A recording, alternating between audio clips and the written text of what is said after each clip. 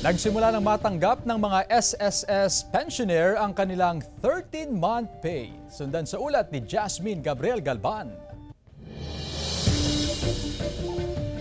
Sinimulan ng pamamahagi ng 13-month pay ng mga SSS pensioner. Katumbas ito ng halaga ng isang buwang pensyon. Malaking tulong daw ito para sa mga pensioner na kagaya ni Mang Alexander Oficial mula sa Santa Barbara, Pangasinan. Ang natanggap na bonus, pandagdag daw na pambili ng mga pangangailangan sa selebrasyon ng Pasko at Bagong Taon. So malaking bagay para sa pamilya, lalo ngayong Christmas. Malaking tulong talaga.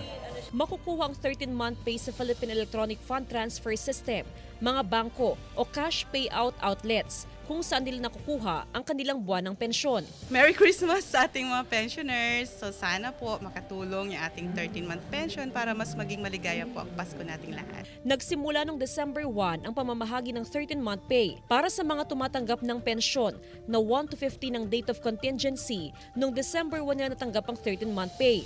Habang noong December 4 naman, natanggap ng mga SSS pensioner ang kanilang 13-month pay kung ang date of contingency nila ay mula 16 hanggang 31. Kasama si Ron Alistair Taniedo, Jasmine Gabriel Galban, One North, Central Luzon.